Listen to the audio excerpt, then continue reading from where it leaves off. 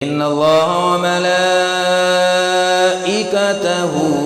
يصلون على النبي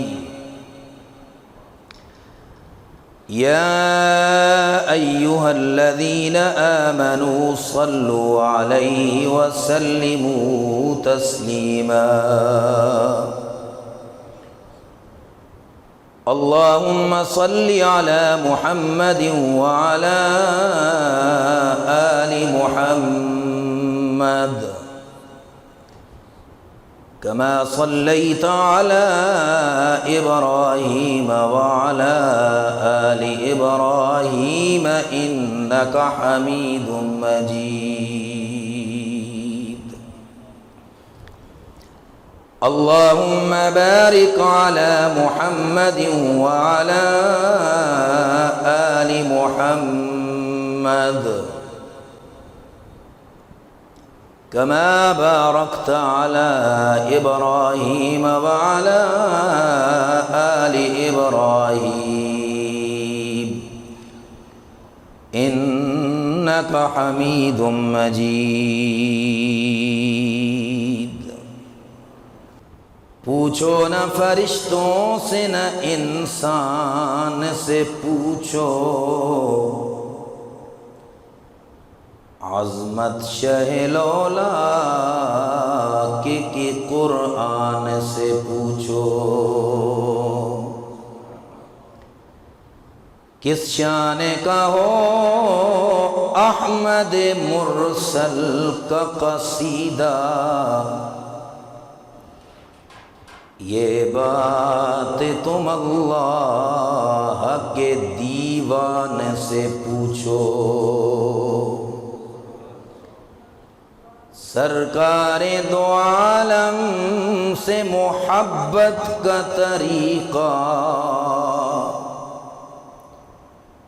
صدیق عمر حیدر عثمان سے پوچھو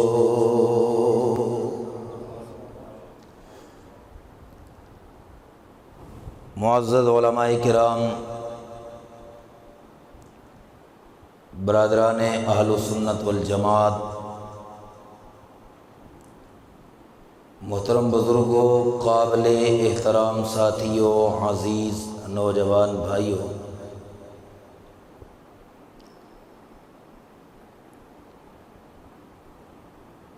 ہمارے مخدوم و مکرم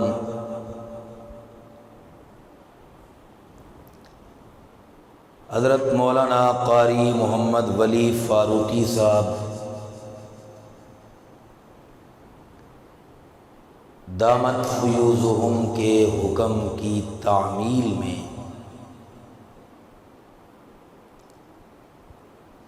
چند منٹ کے لیے حاضر ہوا اور رمضان المبارک کے اندر دو عبادتیں بڑی اہم ہیں، ایک ہے روزہ، ایک ہے قرآن کی تلاوت۔ علماء کرام تشریف فرمائیں اللہ نے جہاں روزے کا ذکر کیا وہاں بھی اللہ رب العزت نے ایک ہی جملہ ارشاد فرمایا، میرے بندو میں نے تم پر روزے اس لیے فرض کیے ہیں تاکہ تمہارے دلوں کے اندر تقوی پیدا ہو، لعلکم تتقون۔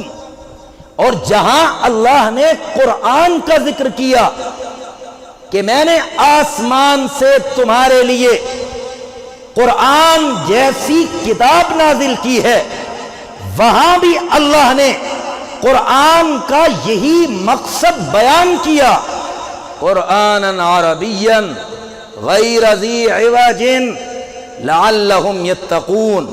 روزہ رکھو تاکہ تمہارے دل کی صفائی ہو، قرآن پڑھو تاکہ تمہارے دل کی صفائی ہو، تمہارے دل کے اندر اخلاص اور تقوی پیدا کرنے کے لیے اللہ نے یہ عبادات تم پہ فرض کی ہے۔ کیوں حضور علیہ الصلوۃ والسلام نے فرمایا ان اللہ لا ينظر الى صورکم ولا اجسادکم ولكن ينظر الى قلوبکم واعمالکم۔ غلط فہمی کے اندر مبتلا نہ رہنا کہ اللہ تمہاری خوبصورت شکلوں کو دیکھتا ہے، غلط فہمی کے اندر مبتلا نہ رہنا کہ اللہ تمہارے بلند و بالا جسموں کو دیکھتا ہے۔ اللہ کو تمہاری شکلوں کو دیکھنے کی ضرورت نہیں ہے، اللہ کو تمہارے بلند و بالا جسموں کو دیکھنے کی ضرورت نہیں ہے۔ وَلَٰكِن يَنظُرُ إِلَىٰ قُلُوبِكُمْ، اللہ تو تمہارے دلوں کو دیکھتا ہے، اللہ تو تمہارے اعمال کو دیکھتا ہے، اللہ تو تمہارے دلوں کی کیفیتوں کو دیکھتا ہے۔ یا اللہ میری اتنی خوبصورت شکل تو کیوں نہیں دیکھتا؟ اللہ کریم فرماتے ہیں اے میرے بندے، دنیا کے اندر تیرا رنگ گورا ہے یا کالا مجھے اس سے کوئی غرض نہیں، تیری جسامت، تیرا قد 6 فٹ ہے یا 3 فٹ مجھے اس سے کوئی غرض نہیں، میں اپنی بنائی ہوئی چیز کیوں دیکھوں؟ میں تو تجھے اس وقت سے جانتا ہوں جب ماں کے رحم کے اندر ابھی تیرے اعضاء بھی نہیں بنے تھے، تو خون کا ایک لوتھڑا تھا۔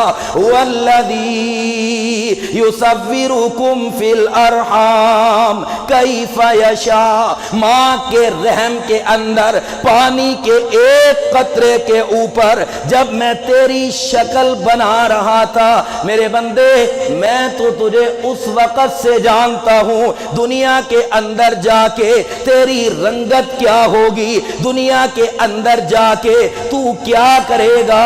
یا اللہ پھر تو کیا دیکھنا چاہتا ہے؟ اللہ کریم فرماتے ہیں میرے بندے میں وہ چیز دیکھنا چاہتا ہوں جو تو بنائے گا۔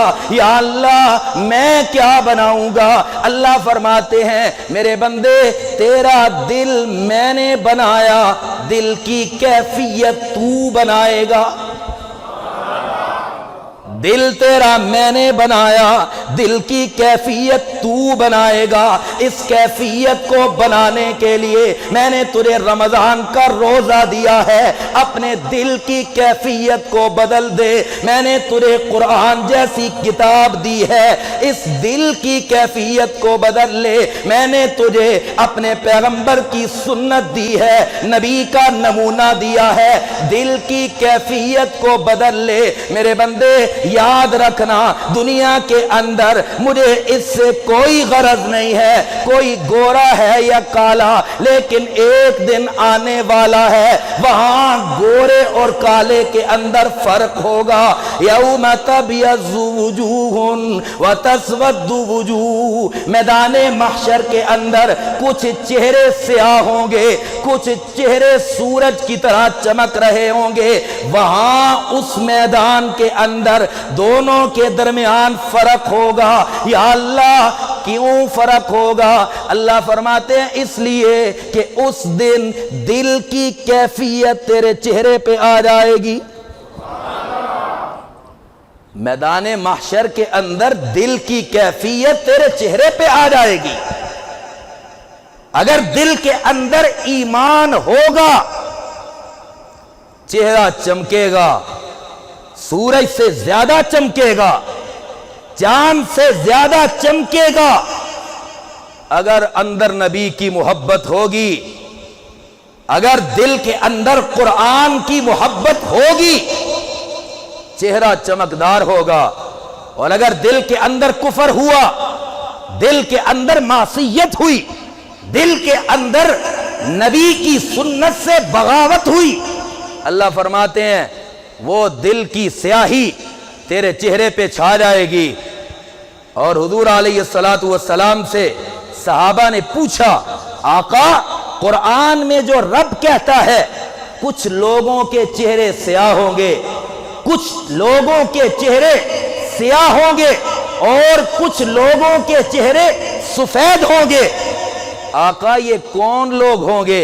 حضور علیہ الصلوۃ والسلام نے فرمایا جن کے چہرے چمک رہے ہوں گے ہم اہل السنت والجماعہ، وہ میری سنت کو ماننے والے اور میری جماعت صحابہ کو ماننے والے ہوں گے۔ آقا جن کے چہرے سیاہ ہوں گے وہ کون ہوں گے؟ میرے پیغمبر نے فرمایا ہم اہل البدعۃ والہوا، وہ اہل بدعت ہوں گے جنہوں نے میری سنت کے مقابلے میں اپنا طریقہ ایجاد کیا، میری سنت کے مقابلے میں غیروں کا طریقہ لے کے آئے، ان لوگوں کے چہرے سیاہ ہوں گے۔ تو میں یہ عرض کر رہا تھا ہر عبادت کا تعلق دل کی پاکیزگی کے ساتھ ہے، دل کی صفائی کے ساتھ ہے۔ اللہ نے قرآن نازل کیا تاکہ قرآن پڑھ کے تیرا دل صاف ہو جائے، تیرے دل کا زنگ اتر جائے، یہی وجہ ہے۔ حضور علیہ الصلوۃ والسلام، صحابہ کرام رضوان اللہ تعالی علیہم اجمعین خاص رمضان کے مہینے میں قرآن کی اتنی کثرت کے ساتھ تلاوت کرتے، اتنی کثرت کے ساتھ تلاوت کرتے۔ حضور علیہ الصلوۃ والسلام کی جس سال وفات ہوئی اس رمضان المبارک میں صرف حضرت جبرائیل امین کے ساتھ میرے پیغمبر نے 2 مرتبہ قرآن کا دور کیا۔ اپنی تلاوت الگ، دور کس کو کہتے ہیں؟ حافظ ایک دوسرے کو سناتا ہے، دوسرا اس کو سناتا ہے، اس کو کہا جاتا ہے دور کرنا۔ حضور علیہ الصلوۃ والسلام نے اتنی کثرت کے ساتھ قرآن کی تلاوت کی، صحابہ کرام نے قرآن کی تلاوت کی، کیوں؟ مجھے اور آپ کو سمجھانے کے لیے۔ حضرت سیدنا امام ابو بکر صدیق رضی اللہ تعالی عنہ عشاء کی نماز پڑھ کے گھر تشریف لائے، بستر پہ لیٹے، حضرت صدیق اکبر کے دل کے اندر خیال آیا، ابو بکر راتیں تو نے سو کے بڑی گزاری ہیں، اٹھ آج قرآن کی تلاوت کر، آج رات قرآن کی تلاوت کی ہے۔ سیدنا صدیق اکبر رضی اللہ تعالی عنہ اٹھے، قرآن کھولا، عشاء سے لے کے فجر تک قرآن کی تلاوت کی۔ حضور علیہ الصلوۃ والسلام نے فجر کی نماز کے بعد پوچھا آئینہ ابو بکر، میرا یار ابو بکر کدھر ہے؟ لبیک یا رسول اللہ، آقا میں حاضر ہوں۔ فرمایا ابو بکر آج رات تو نے خاص عمل کون سا کیا؟ حضرت صدیق اکبر رضی اللہ تعالی عنہ نے فرمایا آقا کوئی خاص عمل تو نہیں کیا۔ فرمایا نہیں ابو بکر بتاؤ۔ کہا آقا میں عشاء کے بعد گھر گیا، میرے دل کے اندر خواہش پیدا ہوئی کہ ابو بکر آج رات قرآن کی تلاوت کر۔ یا رسول اللہ میں نے عشاء سے لے کے فجر تک قرآن کی تلاوت کی ہے۔ حضور علیہ الصلوۃ والسلام کا جواب سنیے، آپ نے فرمایا ابو بکر مبارک ہو تجھے، تہجد کے وقت میرے پاس جبرائیل تشریف لائے ہیں اور انہوں نے آ کے بتایا ہے آقا آج رات ابو بکر کا قرآن پڑھنا مجھ جبرائیل کو اتنا پسند آیا، میں نے آج رات ابو بکر کے ہونٹوں پہ 100 بار پیار کیا ہے۔ قرآن کی خوشبو ہے۔ اور علماء کرام تشریف فرمائیں سوائے حضرت جبرائیل کے کوئی فرشتہ قرآن کا حافظ نہیں ہے، فرشتہ قرآن کا کوئی حافظ نہیں ہے۔ حضور علیہ الصلوۃ والسلام نے فرمایا جہاں قرآن کی تلاوت ہوتی ہے فرشتے آسمانوں سے اتر کر اس بندے کے منہ کے قریب آ کے اس کے منہ سے جو قرآن کی تلاوت کے وقت خوشبو نکل رہی ہوتی ہے فرشتے اس خوشبو کو سونگھتے ہیں، قرآن کی تلاوت سنتے ہیں۔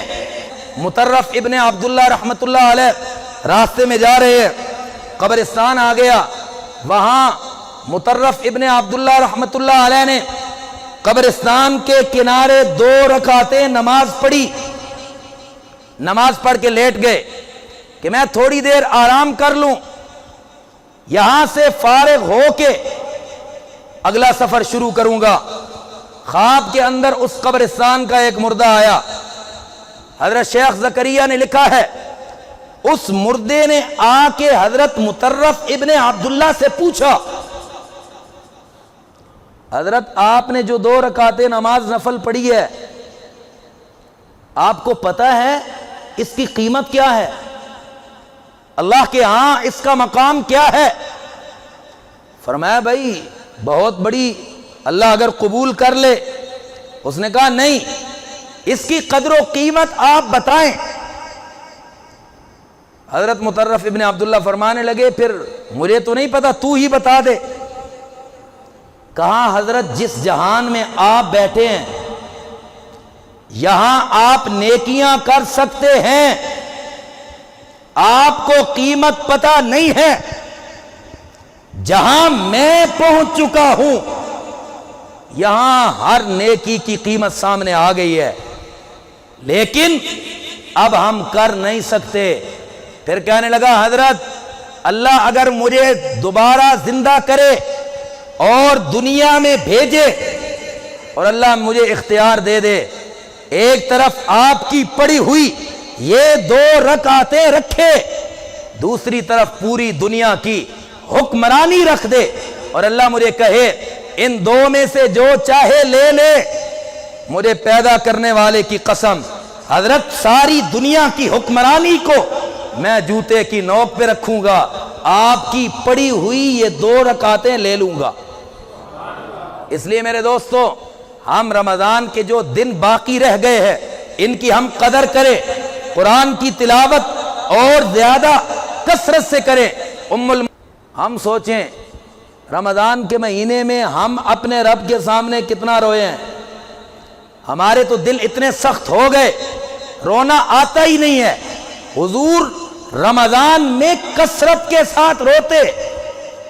ہم یہ عہد کریں انشاءاللہ اس رمضان میں جو دن باقی بچ گئے ہیں اپنے پیغمبر کے کیے ہوئے 3 کام ہم بھی کریں گے۔ کیوں جی ارادہ فرماتے ہیں؟ یار زندہ صحبت باقی۔ اللہ رب العزت جو کچھ کہا ہے قبول فرمائے، ہمیں عمل کرنے کی توفیق عطا فرمائے۔ وآخر دعوانا ان الحمد للہ رب العالمین۔